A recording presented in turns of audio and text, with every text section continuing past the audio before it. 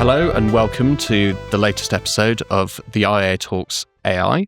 I'm pleased to welcome Kris Nathanail, the Director of Standards Development at the International Organization of Securities Commissions, IOSCO. And she's going to announce something to us and to the world. When this podcast comes out at the end of May 2026, this new work will be available and I highly recommend that you read it if you work in financial services and especially if you are a financial services regulator. So, Kris, why don't you tell us more about what this work is and what we can learn from it? Lawrence, first, let me say thanks to the IA for having me here today. It's a great pleasure to be announcing the publication of our first supervisory toolkit on artificial intelligence. The toolkit is meant to be a sort of practical resource to help our 130 members, they cover 99% of global capital markets from a regulatory perspective, adopt a risk-based proportionate approach to the supervision of firms using AI in capital markets. To do that, we've adopted a three-layer approach. Layer 1 sets out the areas for supervisory considerations. So those are themes that we are hearing day in, day out when we think about artificial intelligence. Questions around governance, questions around model risk. How do you disclose? How are you transparent with investors about the use of AI? What kind of market risks does the use of AI bring into the system? And of course, as is very prevalent at the moment, cybersecurity and operational resilience risk. We then move on to what we've called layer 2, and that is very much specific considerations on 4 key areas: outsourcing and third-party risk, disclosures, governance, and record keeping and reporting. And there what we've done is create a set of questions that supervisors can take in with them when they go into firm visits, for example, or if they're doing thematic reviews of how firms are using AI, and ask those questions to really understand how firms are conducting themselves with the use of AI, how are they ensuring proper governance around the use of AI internally. And last but not least, we've also set out a set of indicators so that supervisors can follow up on adoption of AI within capital markets, both generally, but also across sectors, so be it with broker-dealer firms they may be overseeing or investment management firms. Excellent. So there's a lot to digest there. So perhaps we'll just sort of dive in with some of the broad scene setting around this work.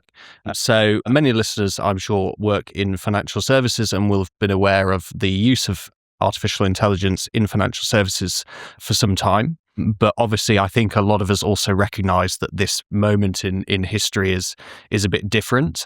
So what did you learn and reuse perhaps from your approach to regulation of artificial intelligence in the past, and what's new now and that you had to specifically think about new ways to address?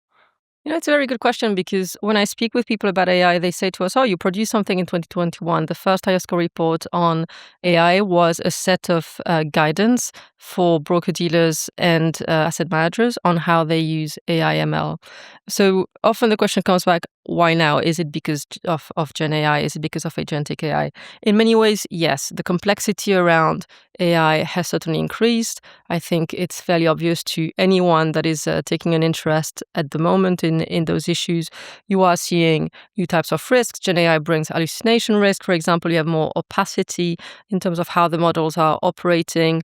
You have some non-deterministic behavior that you didn't get before. So certainly there is a need to think about, is our approach to regulation, to supervision still fit for purpose in a world where AI is more complex?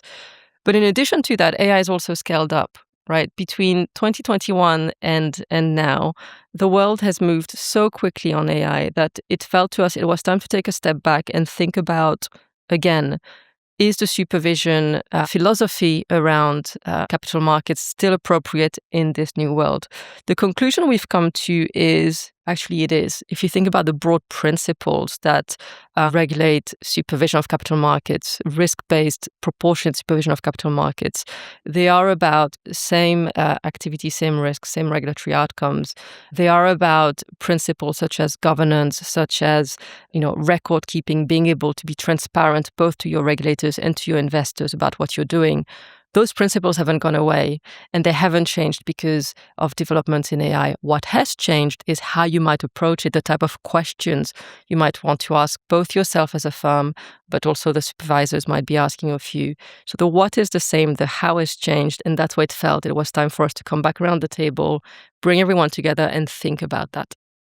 I think the philosophy, you touched on the philosophy of regulating AI, and I think that does illuminate something I think that has presented a really interesting challenge to regulators now, which is that that we've not faced a technology like this that is sort of has such general application, but is also non-deterministic. So regulators have traditionally been much more comfortable in systems where you can say, why did the trading algorithm make that decision? And you can say, well, we can get under the hood of it. We can see with these inputs, and this data, it's triggered this decision for this reason.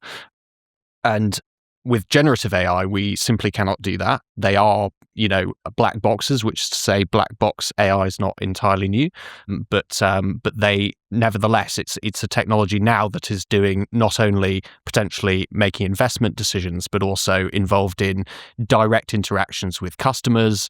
All the things, you might say with agentic AI, which your report looks at in far more detail than those in the past, they are black boxes with decision-making agency. So how much did you think about learning from our approach to regulating human beings who are also black boxes with and potentially malicious intent as well? That's something you touch on is the necessity of firms protecting themselves from something that could be used maliciously as well. So did you think about those analogies when you were designing this, and what did that tell you about how to regulate AI in the future? Yes, but I think in the same way as we haven't fully resolved as society how you manage those risks from a human perspective, I'm not sure we have quite found the solution to the end degree when it comes to AI. And that's why when we think about the oversight of AI, we very much think about it in terms of principles-based, because it's evolving so fast that if you go into a great level of detail about how exactly you should take that approach and how exactly you should oversee the specific models, tomorrow your guidance is outdated. So the approach we've taken is more to say, look, the principles remain the same. And from a supervisory perspective, we will always expect to have a human somewhere in the chain. Now, of course, it used to be a lot easier to say you have human in control. That is to say nothing happens until the human actions that thing. We may be moving with Gen AI and agentic AI across the spectrum, potentially at some point all the way to human out of the loop. That is to say that the model is making those decisions. I don't think we're quite fully there yet. Certainly from a supervisory perspective, we'd still expect to be able, for the firm to be able to demonstrate to us that there has been human interactions and that there are systems in place to be able to essentially kill the AI if it's needed, as we have in other types of markets. We have kill switches, we have circuit breakers, and some of those tools are referenced in the paper exactly for that reason, that you need to be able to control it at some point if needed. Yes, and that may be, I suppose, a practical approach to the problem of sort of runaway AI in the trading environment.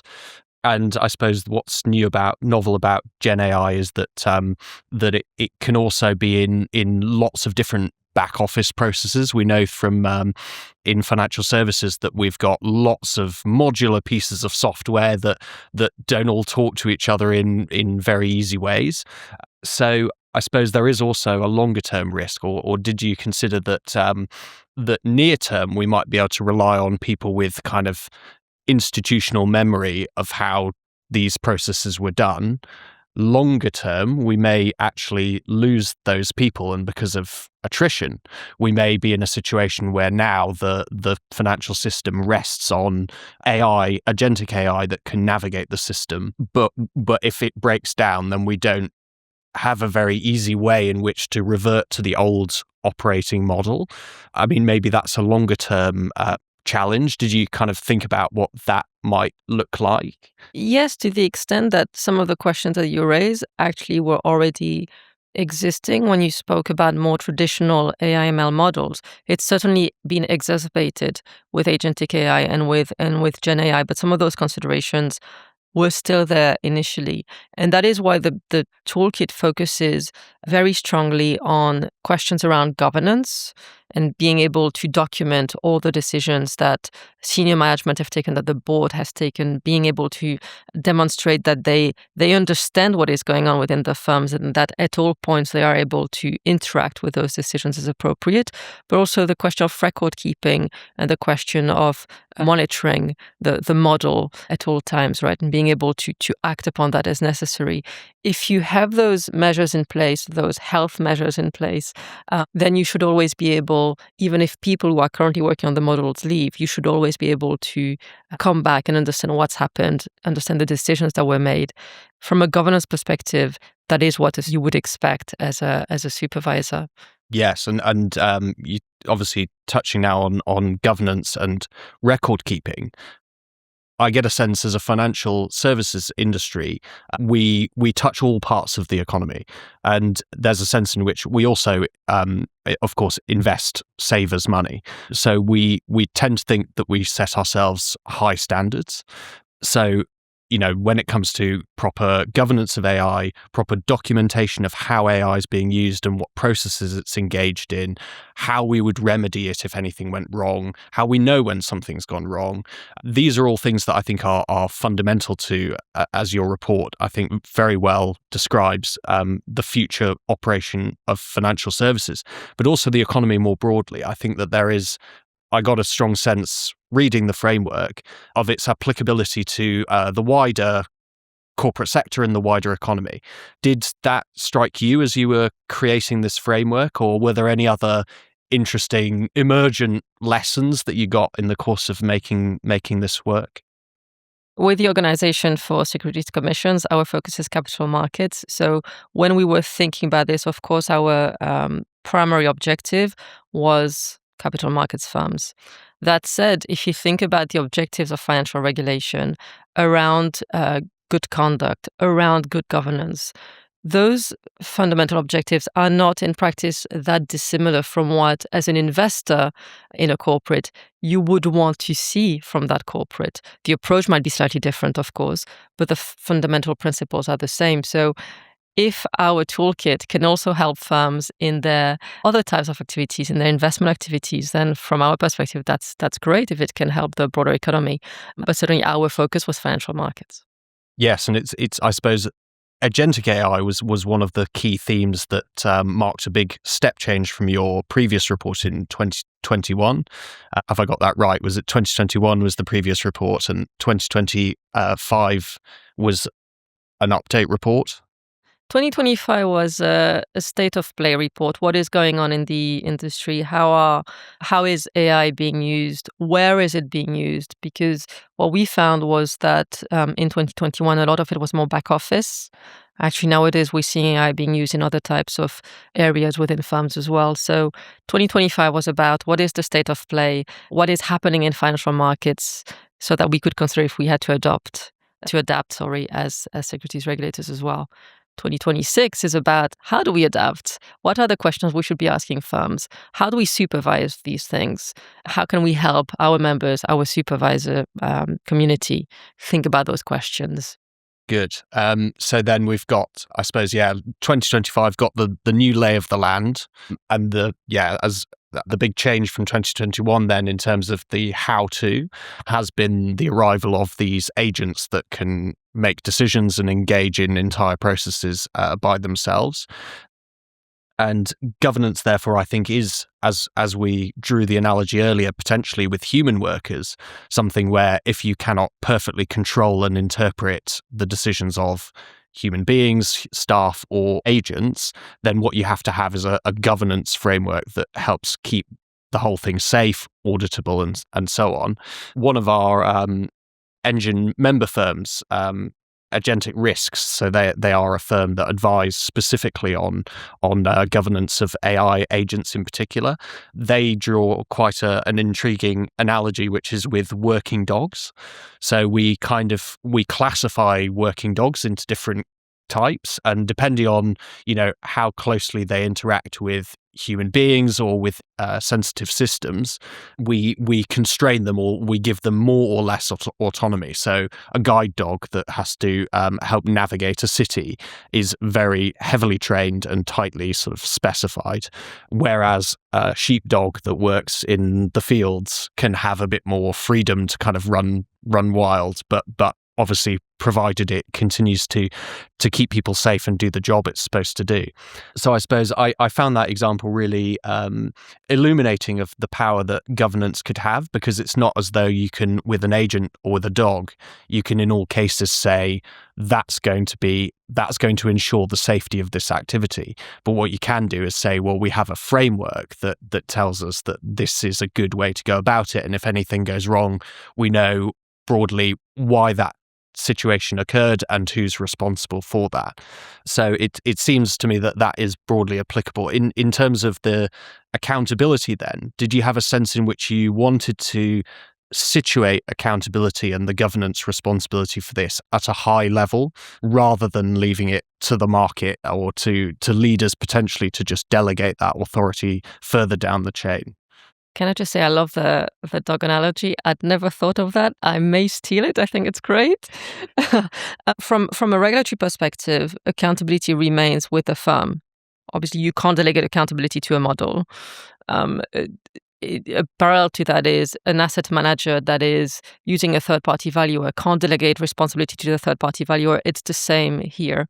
But it goes back a little bit to the discussion we were having initially around proportionality. And I very much agree with you that depending on where the AI is being used, the level of human oversight of the AI, the impact it could have on the market, you almost get to a risk matrix, and that helps inform how much oversight you need to have. And I think that is both the case as a supervisor as it is the case from a governance perspective for the board of the firms, for the senior management of the firms. But very much on the question of who holds the final responsibility, there is no shying away from that. The responsibility remains with the firm, remains with the board and the senior management of that firm. In practice, that means that they need to be trained in the same way as more junior staff may be trained. The training might be different, but you need to be able to have the skills to make decisions. You need to be able to have the skills to understand what is being presented to you, because that responsibility you are not shying away from. And you talk in the report about some of the ways in which firms can show that they've properly expressed that governance and that control. So you talk about third-party supplier contracts, for instance, and making sure that those are appropriately specified. I had a couple of reflections when I was reading that part. One is obviously a kind of ongoing debate. Some of our members talking about, given how important these base models are to driving certain processes, is there a case for actually a kind of shared accountability model? I think that's an intriguing proposition. So you would say, well, I suppose it comes down to whether you're thinking of AI as a sort of one model is to consider that AI is the machine, and so the firm basically uses the machine, but the machine is the responsibility of the model maker, and the other is that AI is a kind of utility. So it's more like the energy that feeds the machine, but it's still your machine as a firm, and you're ultimately and entirely responsible for it under law. So I was thinking the third party contracts question is one in which you could you talk about specifying certain quality threshold that you have to meet, how we're going to measure performance, and it could, I suppose, also entail some recognition of the fact that if we're insisting that the model makers provide a certain quality, that they are in some ways, we can make them responsible, even if, as far as you and your member regulators are concerned, the accountability from their standpoint still rests with the firm. Is that a fair summary of kind of the way to think about it? So you could, regulators aren't about to change to a model that holds model makers account. But if you have the right terms in your contracts with that supplier, you can get them to bear some of that responsibility with you and to be accountable for making better models. I think when you engage with the third-party providers, there are a series of questions that you should be asking of them. I don't know to what extent you could go all the way to making them responsible. Certainly, it wouldn't give you supervisory coverage because supervisors have been very clear the responsibility remains with you. So the question is, should your initial concern or your primary concern be about sharing responsibility, or should it be about ensuring you have, again, asked the right questions, got to the right point at which you feel you can use it as a utility, as you've said, but as part of your systems? Because if you think about agentic AI, for example, or even Gen AI, the decision points around what data can it access, how does it filter through, how am I using it, they're still with the firm, they're not with the model provider. So it's not clear to me the question should be, can we shift some of the responsibility or the accountability in those negotiations on contracts? To me, it seems more a question of how can we ensure, again, that we've done all of our due diligence, that we have asked all the right questions, so that when the supervisor comes knocking at our door, we can explain it, we can show it, we can demonstrate the criteria we have used for vendor selection, we can demonstrate that we understood what was being sold to us, we can demonstrate we have appropriate monitoring and oversight procedures of the models internally. I don't think we should be moving towards a question of can we shift that responsibility. I think it would be a mistake for everyone.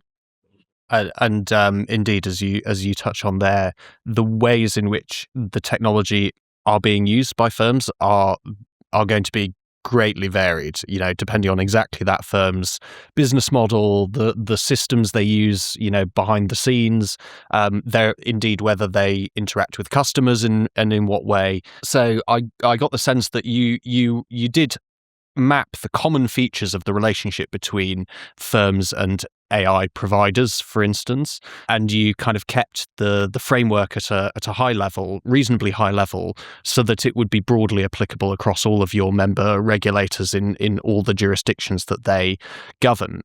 So did you at a certain point recognize that there was a line to be drawn, and you say, well, we can't reasonably come up with a detailed checklist that's going to apply, to every firm in every jurisdiction that regulators can go with. But we know that there will be these common features of the relationship, and that with appropriate governance, record keeping, and so on, regulators can sort of, to some extent, control the safety of the system, but also learn from the disclosures of and their interactions with the firms about exactly how they're managing it.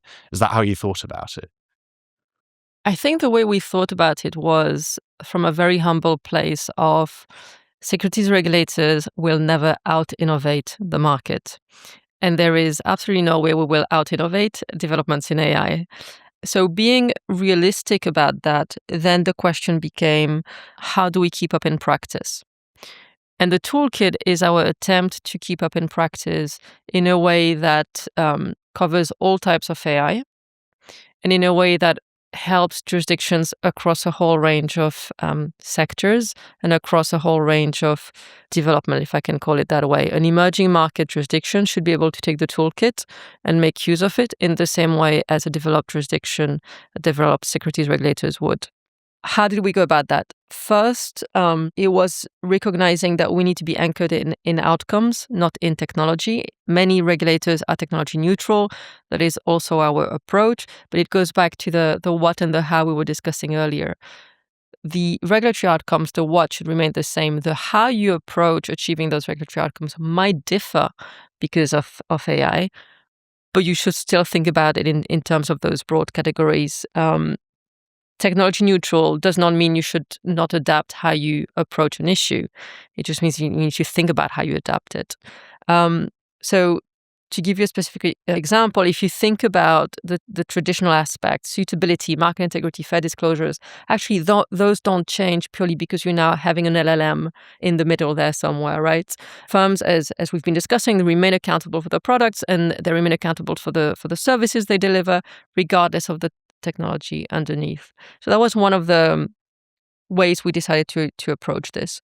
The second, it goes back to the point we were discussing around proportionality, be it at the level of the firm or at the level of the supervisor. The toolkit sets out a framework for supervisors to consider around the nature and the complexity of the system, the level of human oversight, and the potential impact on the client and the firm. Again, it's a risk matrix. Depending on where you are on that matrix, you might need more or less oversight. Having said that, I think there's also a component that we need to think about, and I like to call it building the supervisory muscle, because it's one thing for firms to be using AI, but as markets become more complex, we also need to think about how we might be able to use supervisory technology. So in addition to the toolkit, IOSCO has recently announced a subtech forum where we basically bring our members together, one, to share experiences, as you've rightly said, on both what's going on in markets, but also on the type of technology they are using to oversee those markets, but also hopefully over time to develop some technology together, or at least parts of it, so that it can then fit into their frameworks. Yeah, I think that touches on a really interesting dimension to this, which is, of course, that, and again, it points back to the importance of overall governance, because there is a sense in which, to some extent, the solution to the challenges and risks posed by AI is in many cases going to be more AI. When we look at Mythos and the waves that the shockwave that sent through the economy and society, it was because of the recognition that that a bad actor with a model this powerful could cause havoc, and that part of the solution inevitably is not going to be human beings that can code at the speed of a model like Mythos, to counter a malicious actor. It's that actually you will need models, defensive models, AI models that are doing this. And I think that also applies to things like, we know that increasingly firms are using AI and have been for some time for fraud detection. So, and the incentive there for firms is pretty similar to that for regulators. Firms are using it to spot patterns in data that indicate if there's been malpractice, and likewise, regulators want to see that firms are not misbehaving, and use pattern matching algorithms to spot when, for instance, trades might be executed in ways that indicate that they haven't followed all the rules, or perhaps they, if you're doing front running, for instance, then there are ways. Indeed, AI may also present new novel ways of concealing bad practice that it would suggest to me regulators would have to counter with technology of their own. In speaking to your member organizations, were there any particularly illuminating examples you thought of plans that they had to deploy those technologies themselves and to learn from firms about how to do so? A lot of regulators are already looking to implement supervisory technology, and they are making or trying to make use of AI in doing so. I can't speak to the specifics, of course, that is for each jurisdiction to speak to. But what I can tell you is there is interest. We have had such a level of excitement about the supervisory forum internally with our members, and we are seeing them wanting to share how they are implementing it, but also the challenges they're facing. I think it's fair to say AI is a sort of challenge of our times. That's both the case for industry as it is for regulators. And there are opportunities for discussions, for learning from one another in those aspects as well. Another question that we've been debating that's of much interest to us here is about whether AI challenges our idea about where exactly the regulatory perimeter is.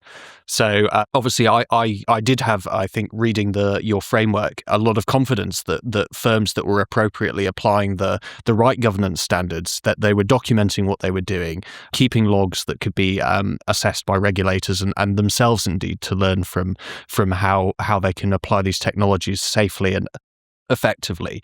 But we haven't addressed in parallel there is consumer use of AI. There's basically the consumer approaching AI and asking it for advice, on how to manage their finances, how to invest, and so on. I wondered if you had, in the course of this work, contemplated some of the questions in that area, what it would mean for a consumer to act on the financial advice of an AI before they've had any interaction with financial services firms. That's a very good question. It's also a very difficult question because how do you prove that an off-the-shelf, free available online model has provided financial advice? Actually, I've done that exercise because I was quite curious. I went in and I asked a few questions, and the first response I got was, "This is not financial advice." So it seems the models are getting clever about making sure that we know they're not providing advice. But that said, I don't think we're quite at a point yet where we are ready to answer those questions as a society, as a market, as a regulatory community. I think there's still a long way for us to go before we're able to completely grapple with those points. And of course, as IOSCO, our members are securities regulators. They have very specific markets they oversee, very specific regulatory perimeters. So our focus has got to be on that regulatory perimeter, and we can't go beyond it as it stands. Yeah, I think that does accurately reflect where we are, and indeed that's one of the kind of more sort of blue sky questions that we sometimes pose ourselves. Or, what would it mean for regulators to perhaps regulate not organizations in all instances, but regulate certain activities? So if you have an evidence of a model that is basically dispensing financial advice. When I performed the same experiment that you did, out of interest, just opening, one of the major models in like a private window of my browser, so it had no access to my kind of history or anything to see what advice it would provide. And it didn't actually start with that disclaimer of this is not financial advice. And it did indeed provide what looked to me like a form of financial guidance. It was very reasonable guidance, I would suggest, but that was only based on a very generic query that would be probably pretty easy for it to answer. And increasingly what we're seeing is consumers basically plugging AI into all of their financial apps and everything else, and asking it to optimize their life and their kind of personal management. So is there a point at which you could start to say, well, could we say that something that looks like financial advice is going to be treated as financial advice? And that's maybe a longer term question that your members will want to actively consider. But I was going to pick up next on the report talks about some of the kind of practical measures and things that your member regulators could look for and ask for and assess when considering how the firms they regulate are applying AI, and what we can learn from those. So things like you can monitor what use cases there are, but also look at how many use cases that have been subject to pilot are converted into full application, and then what potentially we can learn from the failure modes of those pilots that weren't successful and things like that. Perhaps you can talk a bit more about some of that hands-on monitoring, the measures that you want to use to kind of help regulators navigate this unfolding terrain without perhaps also implying a false sense of, comfort or accuracy that these will guarantee that you can protect and keep this technology safe, when it's actually going to be very, very broad and manifest in lots of different ways. The toolkit has three layers, and the third layer is very much the indicators you've just mentioned.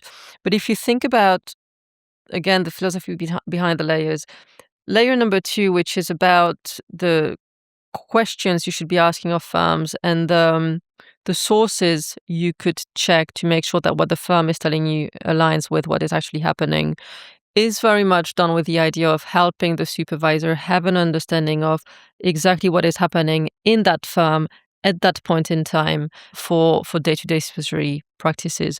But to the point we were discussing earlier around, this is a very fast evolving environment. How can we regulators keep up with what's going on? That's layer 3. That is the indicators. Why? Because over time, those indicators should allow you to build a picture of what is going on, not only in that firm, but across markets, across sectors. And it is one way that we would find to make sure that we can keep evolving our own thinking, both from a policy-making perspective, but also from a direct supervision perspective. So it's part of the toolkit, but it's more of a how can that help you as a supervisor keep track with what's going on in the market, rather than how can it help you oversee directly that firm that you're going into.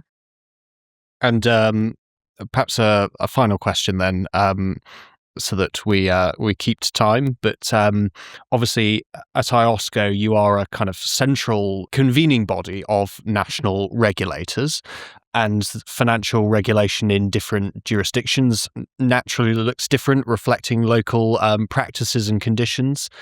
But also, I think AI clearly does represent a global challenge with lots of features. What do you sense as being the appetite among your members for consistent rules, and what, if anything, have you learned already about where they might diverge? I go back to the point that AI is the challenge of our time, and it is not an issue of certain jurisdictions are affected by it, others are not.